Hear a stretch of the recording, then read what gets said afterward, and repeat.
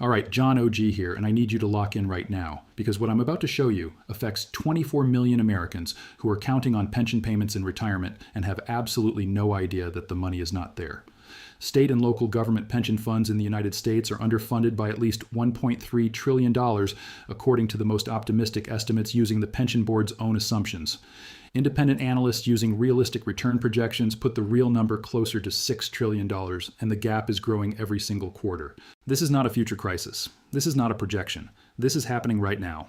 Illinois, New Jersey, Connecticut, and Kentucky are already making pension payments directly from current tax revenues because their pension funds do not generate enough investment income to cover obligations. That is not a pension system functioning as designed. That is a Ponzi scheme where today's taxpayers are funding yesterday's promises, and when the political will to keep funding it collapses, the payments stop. And here is what makes this uniquely dangerous in 2026. The baby boomer generation is now fully in retirement. Every single day, 10,000 boomers turn 65 and begin drawing benefits. The ratio of active workers paying into pension funds versus retirees drawing from them is collapsing. The funds are being forced to sell assets to meet benefit payments. And they are doing it at exactly the moment when stock markets are at elevated valuations, commercial real estate is in crisis, and private equity portfolios are being marked down. Over the next 27 minutes, I'm going to walk you through exactly how pension funds are structured, why the return assumptions they use are a mathematical fantasy, what happens to state and municipal finances when the shortfalls become undeniable, and the 3 asymmetric strategies you need to implement right now to protect yourself from the fallout. By the end of this video, you will understand why this is the most predictable financial crisis of the next decade, why it is already unfolding in slow motion, and why the decisions you make in the next 90 days will determine whether you are protected when it accelerates. I am going to show you the exact mechanism that turns underfunded pensions into tax increases, service cuts, and municipal bond defaults. I'm going to walk you through the Detroit bankruptcy, the CalPERS funding crisis, and the Illinois pension disaster in precise detail. And I'm going to give you a specific framework for identifying which states and cities are most at risk so you can make informed decisions about where you live, where you invest, and what you own. This is not about fear. This is about understanding a mathematical reality that is unfolding in real time while most people are completely unaware. So turn off the distractions, grab a pen, and let's break this down step by step. Before I show you why the system is breaking, you need to understand how a defined benefit pension is supposed to work, because most people have never had it explained to them clearly. A defined benefit pension is a promise by an employer, almost always a government or large corporation, to pay you a specific monthly amount in retirement for the rest of your life, based on your years of service and your final salary. The way this is supposed to function is straightforward. During your working years, both you and your employer contribute money into a pension fund. Your employer's contribution is calculated by an actuary, a financial professional who estimates how much money needs to be set aside today to fund the promised benefit in the future. That money gets invested in a diversified portfolio of stocks, bonds, real estate, and alternative assets. The investment returns compound over decades, and by the time you retire, the fund is supposed to have accumulated enough to pay your monthly pension for the rest of your life. The critical variable in this entire calculation is the assumed rate of return. The actuary uses this number to calculate how much the employer needs to contribute today. If the assumed return is high, the required contribution is low. If the assumed return is low, the required contribution is high.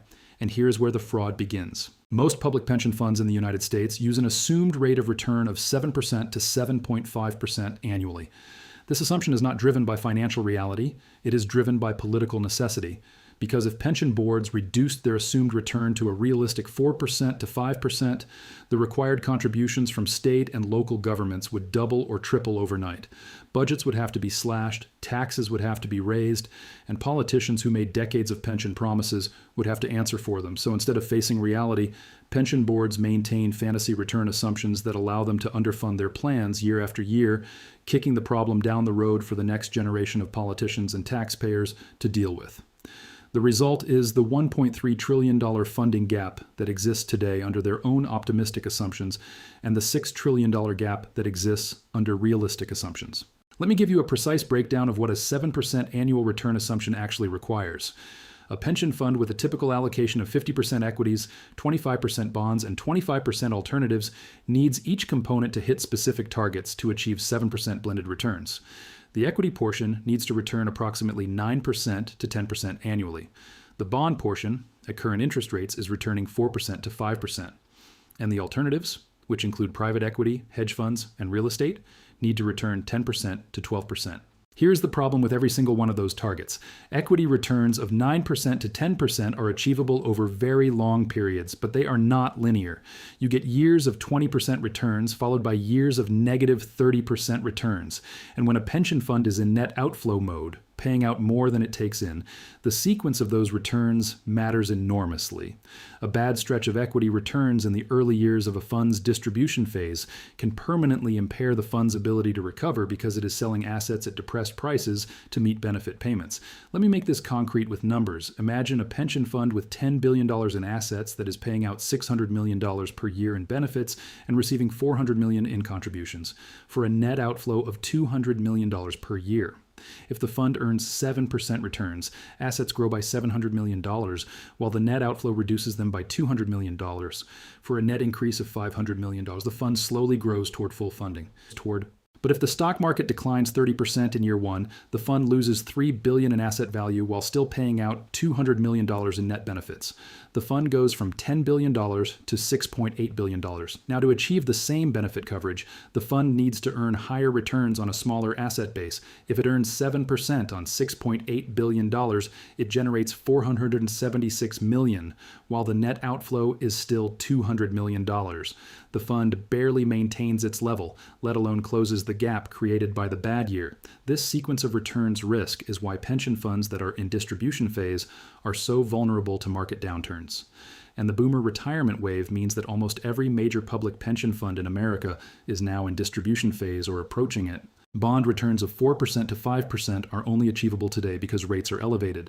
For the decade from 2010 to 2020, when rates were near zero, pension fund bond portfolios were earning 1% to 2%.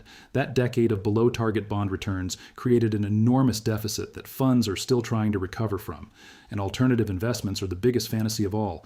Private equity funds report strong returns on paper, but those returns are based on self-reported valuations of illiquid investments that have not been marked to market. When economic stress forces actual liquidations, private equity returns consistently disappoint relative to the numbers that were reported during the holding period. CalPERS, the largest public pension fund in the country, has spent decades chasing private equity returns and consistently underperformed simple index fund investing after fees. Now let me take you through the history because this crisis has clear precedents and the pattern is unmistakable once you see it. The first major example of public pension failure in modern American history is Detroit, which filed for municipal bankruptcy in July 2013. Detroit was once the fourth largest city in the United States, the engine of American industrial production, the birthplace of the middle class. By 2013, it had a population that had fallen from 1.8 million to 700,000. A tax base that had collapsed with the auto industry, and pension obligations that were consuming an ever larger share of a shrinking budget. The city's two pension funds were underfunded by a combined $3.5 billion. The general retirement system, which covered city employees, was 77% funded. The police and fire retirement system was 96% funded. Those numbers sound manageable until you realize that the funding ratios were calculated using the same fantasy return assumptions that every other pension fund uses, and that the actual funding ratios under realistic assumptions were far worse. When Detroit filed for bankruptcy, it was the largest municipal bankruptcy in United States history. As part of the restructuring, retirees saw their pensions cut. General retirees took a 4.5% cut to their monthly pension payments and lost all of their cost of living adjustments. That means their purchasing power has been declining every year since 2013 as inflation erodes the real value of a fixed nominal payment. Police and fire retirees avoided pension cuts but saw changes to their health care benefits that effectively reduced their total compensation. The Detroit bankruptcy established a precedent that reverberated through every state and city in America. Public pensions are not sacrosanct. They can be cut in bankruptcy. They can be reduced even after they have been earned and promised. And the political and legal structures that were supposed to protect them are insufficient when the fiscal math becomes undeniable. The second major example is the state of Illinois, which has the most underfunded pension system of any state in the country and is the clearest preview of what happens when a large government entity refuses to face its pension obligations for decades.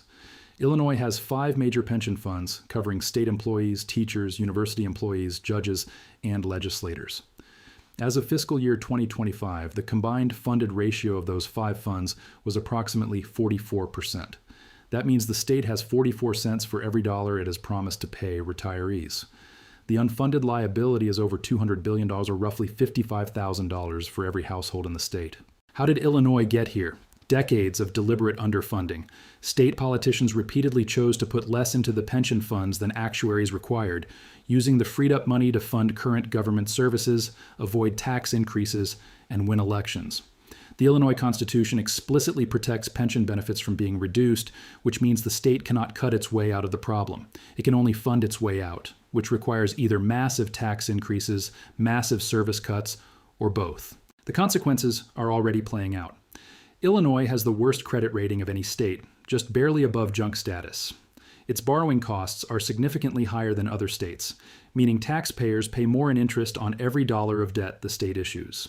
Businesses and residents are leaving the state at an accelerating pace, shrinking the tax base and making the fiscal math worse every year. And pension contributions are consuming an ever larger share of the state budget, crowding out spending on education, infrastructure, and public safety. The trajectory is clear. Illinois is in a fiscal death spiral where the pension obligation is destroying the state's ability to function as a government, which drives away residents and businesses, which shrinks the tax base, which makes the pension obligation even harder to fund. There is no mathematical path out of this spiral without either cutting benefits, which the Constitution prohibits, or a federal bailout, which has no political support. The third example is CalPERS, the California Public Employees Retirement System, which is the largest public pension fund in the United States, with $480 billion in assets and obligations to 2 million current and retired public employees. CalPERS is not in the same crisis as Illinois or Detroit, but it is a powerful illustration of how even the best resourced pension funds are struggling with the math. CalPERS assumes a 6.8% annual return on its investments. Over the last 20 years, it has achieved an average return of approximately 6.1%. That 0.7% annual shortfall sounds trivial, but compounded over 2 decades and applied to hundreds of billions of dollars in assets, it represents tens of billions of dollars in accumulated underfunding. CalPERS is currently 71% funded, meaning it has 71 cents for every dollar it is promised. California taxpayers are contributing billions of dollars annually above and beyond what employees contribute just to keep the fund from falling further behind. And if the stock market enters a prolonged bear market, or if private equity and real estate valuations continue to decline, CalPERS will need an emergency infusion that could run into the hundreds of billions. Here is the cascading effect that most people miss entirely. When pension funds are underfunded and the state is required to increase contributions, that money has to come from somewhere. It comes from school budgets, it comes from road maintenance, it comes from public safety staffing, it comes from social services. The pension obligation is a first claim on government revenue, senior to almost every other form of government spending. This creates a devastating cycle in states with serious pension problems. As pension costs rise, government services deteriorate. As services deteriorate, residents and businesses leave. As they leave, the tax base shrinks. As the tax base shrinks, the gap between available revenue and pension obligations widens. And as the gap widens, more services are cut, driving more departures. The data on this population flight is stark and accelerating. Illinois lost a net 140,000 residents in 2024 alone. New Jersey lost 80,000. Connecticut has been losing population for a decade. These are not coincidences. They are rational responses to the fiscal deterioration that pension underfunding creates. People and businesses move to states with lower taxes, better services, and more sustainable fiscal structures. The states gaining population tell the same story in reverse. Florida gained 330,000 residents in 2024. Texas gained 290,000. Tennessee gained 95,000. All three have no state income tax. All three have pension systems that are better funded than the national average. And all three are experiencing economic growth that creates new tax revenue and reduces the per capita burden of existing obligations. New Jersey is another perfect case study in this dynamic. The state has a pension funding ratio of approximately 55%, with an unfunded liability of over $90 billion. Pension contributions now consume over 14% of the state's entire budget, up from 4% a decade ago. That is 14 cents of every tax dollar going to pay for promises made decades ago before it funds a single current service. And here is the data point that tells you everything you need to know about the trajectory. New Jersey's pension contribution is scheduled to increase every year for the foreseeable future under the current funding plan. By 2030, it is projected to consume 20% of the state budget. At that level, the government loses its ability to function effectively, and either taxes rise dramatically, services collapse, or the pension system is restructured under some form of fiscal emergency. The municipal bond market is where this crisis will first become visible to mainstream investors. There is approximately $4 trillion in outstanding municipal bonds in the United States, and a significant portion of them are issued by states and cities with severe pension stress. When pension obligations consume an ever larger share of government budgets, the credit quality of those bonds deteriorates because the government has fewer resources available to service debt. Ratings agencies have already begun downgrading bonds from the most stressed issuers. Illinois bonds trade at yields significantly above comparable states, reflecting the market's judgment that Illinois faces elevated credit risk. Chicago's bonds have been downgraded multiple times. Puerto Rico, which is not a state but a U.S. territory with a similar pension crisis, actually defaulted on its bonds in 2016, the largest municipal default in American history. Puerto Rico's experience is instructive because it shows the sequence of events that follows when pension stress becomes unmanageable. First, the government cuts services to free up money for pension payments. Second, residents and businesses leave. Third, the tax base shrinks faster than services can be cut. Fourth, the government can no longer service its bonds. Fifth, bondholders take losses in a restructuring. The entire sequence played out over about a decade and wiped out billions in bondholder wealth. Now let me connect the pension crisis to the broader financial environment because this is not happening in isolation. It is converging with every other stress point we have been tracking, and the timing could not be worse. The most dangerous intersection is between pension fund investment portfolios and the asset classes that are currently under stress.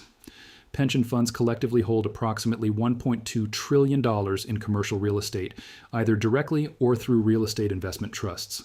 As CRE values decline 30% to 40% from peak, that $1.2 trillion portfolio is worth $720 billion to $840 billion on a mark-to-market basis. That is a $360 billion to $480 billion paper loss sitting on pension fund balance sheets right now. But here is what makes this even more dangerous. Most of those CRE holdings are in private real estate funds or directly held properties that are not required to be marked to market quarterly. The losses are real. They are already embedded in the portfolio, but they have not been recognized yet because the accounting rules allow pension funds to report these assets at their acquisition cost or their last formal appraisal value. When the formal appraisals eventually catch up to market reality, when the commercial real estate loans start defaulting and forcing sales at distressed prices, when pension funds are required to sell properties to meet benefit payments and discover the market will only pay 60 cents on the dollar for what they are carrying at full value on their books, the funded ratios will drop suddenly and dramatically. This is the hidden time bomb within the pension time bomb. The official funded ratios are already bad. The real funded ratios, accounting for the actual current market value of all assets, are significantly worse, and the gap between the reported and the real will be exposed not gradually but suddenly when market transactions force recognition. Similarly, pension funds hold significant allocations to private equity, which comprises approximately 15% to 20% of most large fund portfolios. Private equity valuations have not been fully marked down despite the rising rate environment, elevated borrowing costs, and slowing economic growth that have made many leveraged buyout investments worth significantly less than their reported values. When these markdowns are eventually forced by portfolio company distress, dividend recaps, or fund liquidations, pension fund funded ratios will drop suddenly and significantly. The Federal Reserve's interest rate increases, which were supposed to help pension funds by providing higher yields on new bond investments, have created a different problem. The bond portfolios that pension funds built during the low-rate era have lost 15% to 25% of their value as rates rose, and the higher yields on new bonds, while helpful for future returns, do not compensate for the capital losses on existing positions. This is the perfect storm for pension funds, declining asset values across their three largest investment categories, equities at elevated valuations that could correct sharply, CRE already in crisis, and private equity overdue for a markdown, all happening simultaneously while the demographic tide of boomer retirements requires accelerating distributions. So what do you do about this?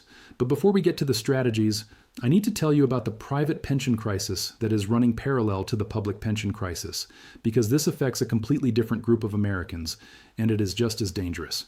The Pension Benefit Guaranty Corporation, the PBGC, is the federal agency that insures private sector-defined benefit pensions.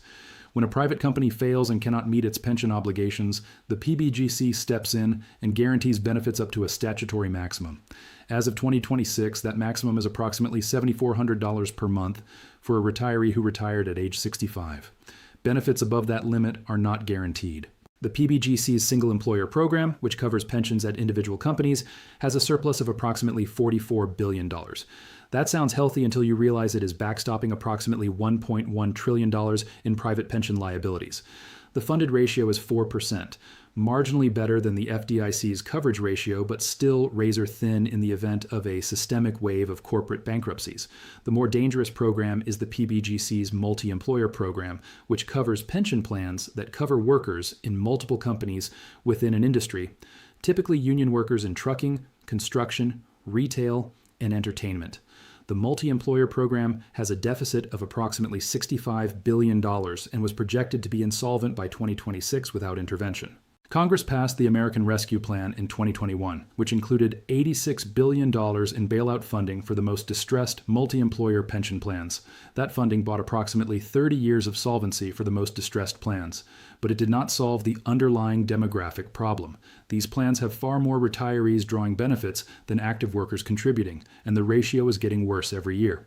When you add the public pension underfunding, the private pension stress, and the PBGC's limited backstop capacity, the total unfunded retirement obligation in the United States is not $1.3 trillion. It is closer to $10 trillion when you include all categories of pension stress. And that $10 trillion obligation will be funded through some combination of benefit cuts, tax increases, and monetary inflation over the next 2 decades. Let me give you 3 specific asymmetric strategies that protect you from the pension crisis, regardless of whether it unfolds as a slow deterioration or a sudden shock. Strategy 1 is to position yourself geographically away from the highest risk states and municipalities. This is not about doom and gloom. This is about making rational decisions based on financial data that is publicly available. States with pension funding ratios below 60% are mathematically certain to face either tax increases, service cuts, or both over the next decade. The only question is the timing and the magnitude. If you live in Illinois, New Jersey, Connecticut, Kentucky, or any other state with a sub 60% funding ratio, you need to factor the coming fiscal adjustment into your financial planning. Property values in high-tax states with deteriorating services tend to underperform over time as residents vote with their feet. The states gaining population, Texas, Florida, Tennessee, Nevada, are predominantly states with no income tax, healthier pension systems, and growing economies. If you own real estate in a high pension stress state, assess whether the long-term value trajectory justifies the holding cost. If you are considering relocating, factor pension stress into your decision alongside weather, job market, and cost of living. Strategy 2 is to position your investment portfolio for inflation as the ultimate resolution mechanism. Here's the fundamental reality of the pension crisis. There is no mathematical path to closing a $6 trillion funding gap through investment returns or tax increases alone. The only realistic resolution at the national level is inflation, which erodes the real value of nominal pension obligations over time and makes them easier to fund with debased dollars. This is not speculation. It is the historical playbook. Every major pension and government debt crisis in the last century has been resolved partly through inflation. The post-World War II debt, which peaked at 120% of GDP, was resolved through 2 decades of moderate inflation that reduced the real burden. The stagflation of the 1970s, while painful, effectively transferred wealth from creditors to debtors, including governments with large fixed nominal obligations. When governments face the choice between explicit default, which is politically catastrophic, and inflation, which is politically obscured and gradual, they choose inflation every single time. The Federal Reserve's mandate to fight inflation will be subordinated to the fiscal reality of unfunded obligations when the crisis becomes acute enough.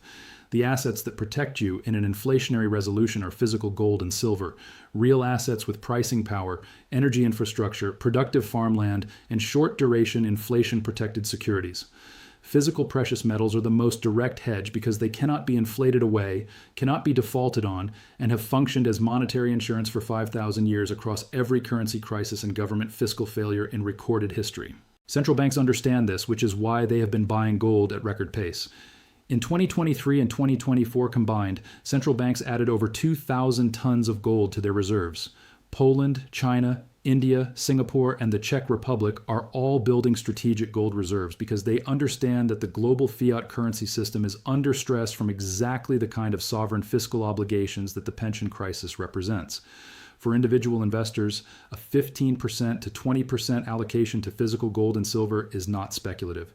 It is prudent recognition that governments facing unresolvable fiscal obligations will eventually choose monetary debasement over explicit default. Strategy 3 is to stress test your own retirement plan for the scenario where your pension pays less than promised. If you are a public employee counting on a pension for 50% to 70% of your retirement income, you are carrying concentrated counterparty risk on a government entity that may be financially impaired when you need it most. Let me walk you through exactly what a pension stress test looks like, because most people have never done this calculation, and the results are eye-opening.